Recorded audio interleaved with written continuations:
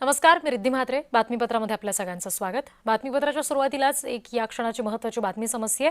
आगामी लोकसभा निवडणुकीसाठी भाजपनं आश्वासन द्यावं असं संजय दिना पाटील यांनी म्हटल्याचं समजतंय. संजय दिना पाटील यांना भाजपकडून तसं आश्वासन हवंय आणि आश्वासन मिळालं नाही तर पाटील उबाठाच्या उद्याच्या बैठकीला जातील अशी शक्यता आहे.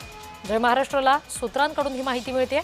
संजय दिना पाटील यांच्यासमोर भाजपचे मिहिर कोटेचा यांचं आव्हान आहे. प्रतिनिधी अविनाश माने या संदर्भात आपल्याला आणखी तपशील देतात.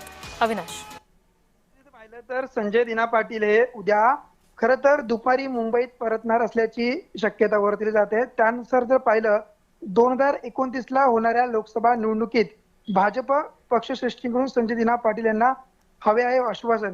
कारण काय याच देशाने मुंबईच्या लोकसभेतून खरं तर भाजपचे मिहिर कोटेचे आणि शिवसेना ठाकरे गटाकडून जे आहे ते संजय दिना पाटील उभे होते. यामध्ये खरं तर लढत झाली होती आणि इथून संजय दिना पाटील इथून निवडून आले होते. त्यामुळे अजूनही एकनाथ शिंदे यांच्या पत्रावरती सही देखील केली नसल्याची सूत्रांची खरं तर माहिती आहे.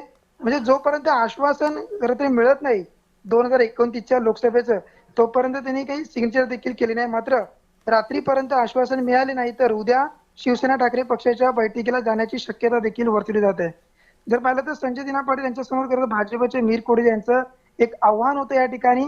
आणि त्यानुसार 2029 ला जी येणारी निवडणूक आहे लोकसभेची, त्यामध्ये त्यांना उमेदवारी जर त्यांची होत नाही तोपर्यंत ते शिंदे गटाच्या जे पत्रावरती त्यांनी सही नाही केली. मात्र आता संध्याकाळी रात्रीच्या या घडामोडीमध्ये काय घडतं हे देखील पाहणं तेवढंच गरजेचं असणार आहे. ठीक, वेळोवेळी पुढचा तपशील तुमच्याकडून घेऊ. सध्या धन्यवाद अविनाश दिलेल्या माहितीसाठी.